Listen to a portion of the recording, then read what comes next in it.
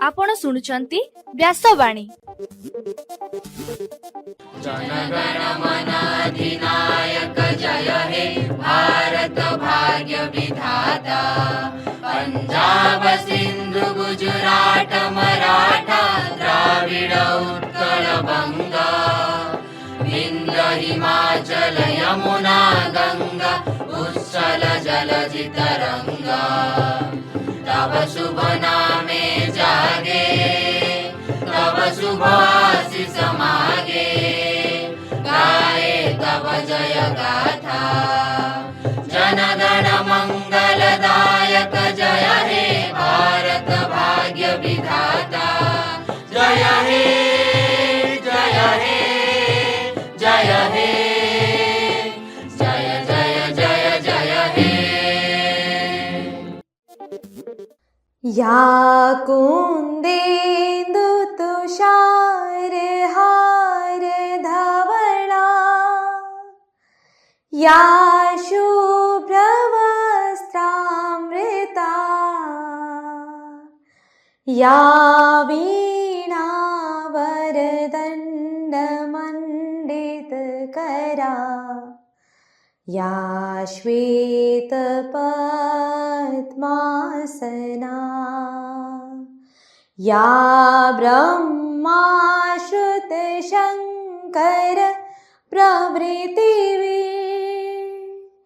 देवै सदा वंदिता। सा मां पातु सरस्वती भगवती। निशेष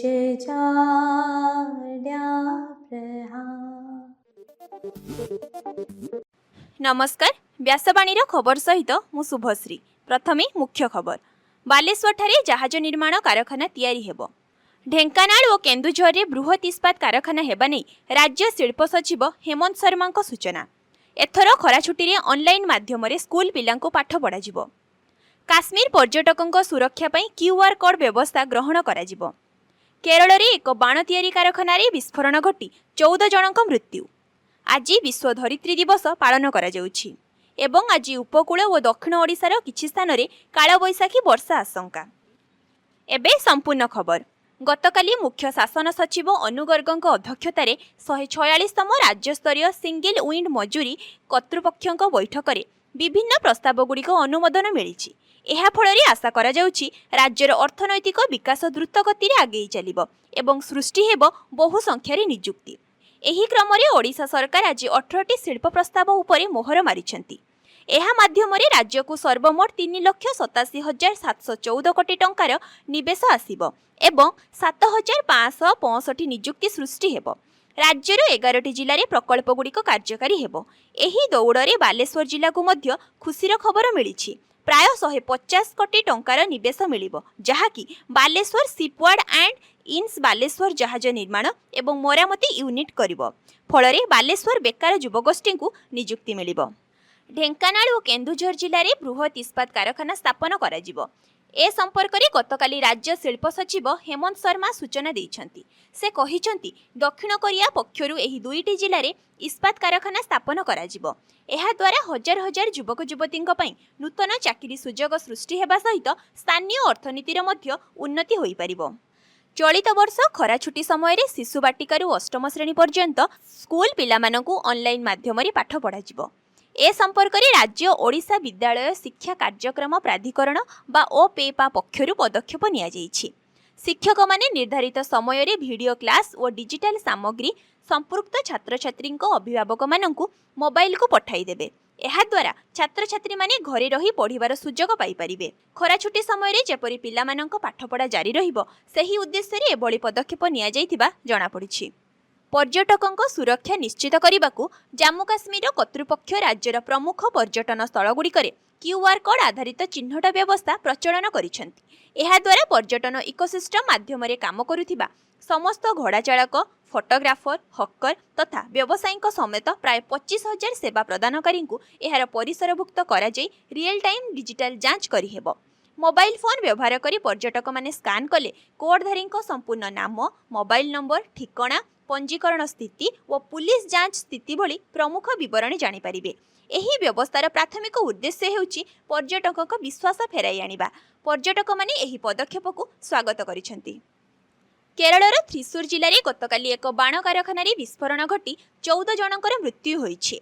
अपराह्न 3:30 समय विस्फोरण होइथिबा बेले कारखाना भितरे अनेक लोक पोड़ी जाइथिले।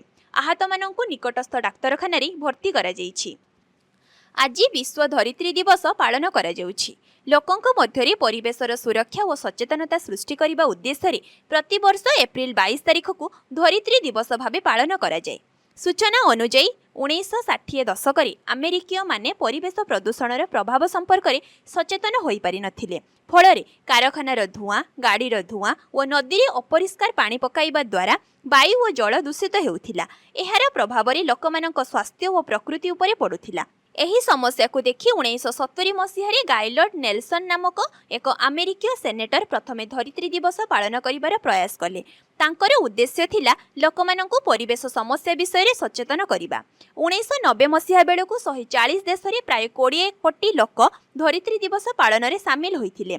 सेही भली चलित वर्ष धरित्री दिवस पालनर प्रसंग रहिछि आम शक्ति आम ग्रह। एबे पाणीपाग खबर। भुवनेश्वर आंचलिक पाणीपाग विज्ञान केन्द्रर सूचना अनुଯାयी राज्यर समस्त जिले में प्रचंड ग्रीष्म प्रवाह जारी रही। गतकाली राज्यर 15टी सहर में तापमात्रा 40 डिग्री टपी जाइथिला। टिटिलागढ़ में सर्वोच्च तापमात्रा 42.5 डिग्री थिबा बेले झारसुगुड़ा में 42.4 डिग्री, तालचेर 42 डिग्री, बलांगीर में 41.8 degree, Angul 41.7 degree, Bhawanipatna 41 degree तापमात्रा थिला। पाणीपागर पूर्वानुमान अनुଯାयी आसंता 25 तारिख पर्यंत एभली स्थिति लगी रहिबो। किंतु आज प्राय 11टी जिले में कालबैशाखी वर्षा होई पारे बोली सूचना मिली। दक्षिण ओडिशार समस्त जिला सह मयूरभंज, केन्दुझर, अनुगुल और ढेंकानाल जिले में कालबैशाखी वर्षा सह घड़घड़ी हेबार संभावना रही। एबे आसंतु सुनिबा आजिर स्वास्थ्यवाणी। नाଳ ଝାଡ଼ା ଏକ ସାଧାରଣ ସ୍ୱାସ୍ଥ୍ୟ ସମସ୍ୟା। ନାଳ ଝାଡ଼ା ହେଲେ ଅନେକ ଲୋକ ଏହାକୁ ସାଧାରଣ ରୋଗ ଭାବି ଅବହେଳା କରିଥାନ୍ତି। ବିଶେଷ କରି ଶିଶୁ, ବୃଦ୍ଧ ଓ ଦୁର୍ବଳ ବ୍ୟକ୍ତିଙ୍କ ପାଇଁ ଏହା ପ୍ରାଣଘାତୀ ହୋଇପାରେ। ଠିକ୍ ସମୟରେ ସଚେତନ ନହେଲେ କିମ୍ବା ଯତ୍ନ ନନେଲେ ଏହା ଗୁରୁତର ସ୍ୱାସ୍ଥ୍ୟ ସମସ୍ୟାରେ ପରିଣତ ହୋଇଥାଏ। ନାଳ ଝାଡ଼ାର ମୁଖ୍ୟ କାରଣ ହେଉଛି ଦୂଷିତ ପାଣି ଓ ଅଧିକ ତେଲ ମସଲାଯୁକ୍ତ ଖାଦ୍ୟ। ଦୂଷିତ ପାଣି, ଖୋଲା ଜାଗାରେ ରହୁଥିବା ଖାଦ୍ୟ, ବାସି ଖାଦ୍ୟ ଖାଇଲେ ପେଟରେ ଜୀବାଣୁ ପ୍ରବେଶ କରେ। ଏହି ଜୀବାଣୁ ପେଟ ଭିତରେ ରୋଗ ସୃଷ୍ଟି କରେ ଏବଂ ଏହା ନାଳ ଝାଡ଼ାର କାରଣ ହୁଏ। ନାଳ ଝାଡ଼ାର ଲକ୍ଷଣ ଗୁଡ଼ିକ ହେଉଛି ବାରମ୍ବାର ଝାଡ଼ା ହେବା, ପେଟରେ କଷ୍ଟ ହେବା, ମଳରେ ନାଳ ପଡ଼ିବା, ମୁଣ୍ଡ ବୁଲେଇବା ଇତ୍ୟାଦି। ଏମିତି ଲକ୍ଷଣ ଦେଖାଦେଲେ ତୁରନ୍ତ ଡାକ୍ତରଙ୍କ ପରାମର୍ଶ ନିଅନ୍ତୁ ଏବଂ ସାବଧାନତା ଅବଲମ୍ବନ କରନ୍ତୁ। କେତେକ ସମୟରେ ଭୂତାଣୁ ଓ କୀଟାଣୁ ସଂକ୍ରମଣ ଦ୍ୱାରା ମଧ୍ୟ ଏହି ରୋଗରେ ପଡ଼ିବା ଆଶଙ୍କା ଥାଏ। ନାଳ ଝାଡ଼ା ସମୟରେ ସବୁଠାରୁ ପ୍ରଥମ ଆବଶ୍ୟକତା ହେଲା ଶରୀରରେ ପାଣିର ଅଭାବ ପୂରଣ କରିବା। ନାଳ ଝାଡ଼ା ସମୟରେ ଶରୀରରୁ ବହୁତ ପାଣି ବାହାରିଯାଏ, ଫଳରେ ଜଳୀୟ ଅଂଶ ମାତ୍ରା କମିଯାଏ, ଯାହା ଶରୀରକୁ ଦୁର୍ବଳ କରିଦିଏ। ଏଥିପାଇଁ ନାଳ ଝାଡ଼ା ସମୟରେ ପ୍ରଚୁର ମାତ୍ରାରେ ORS ପାଣି ପିଅନ୍ତୁ। ORS ଶରୀରରେ ଜଳ ଓ ଲୁଣର ମାତ୍ରାର ସନ୍ତୁଳନକୁ ଠିକ୍ ରଖିଥାଏ, ଯାହାଦ୍ୱାରା ଶରୀର ସୁସ୍ଥ ରହେ ଏବଂ ଜଳୀୟ ଅଂଶ କମେ ନାହିଁ।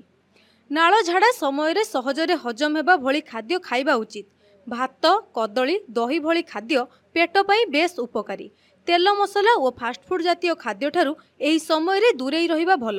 ପରିଷ୍କାର ପାଣି ପିଇବା, ଖାଦ୍ୟ ପୂର୍ବରୁ ଓ ମଳତ୍ୟାଗ ପରେ ହାତ ଭଲ ଭାବରେ ଧୋଇବା ଦ୍ୱାରା ଏହି ରୋଗ ରୋକିବା ସମ୍ଭବ ହୋଇଥାଏ। ଆଜିର ଖବରକୁ ଏଇଠି ରଖୁଛୁ। ନମସ୍କାର।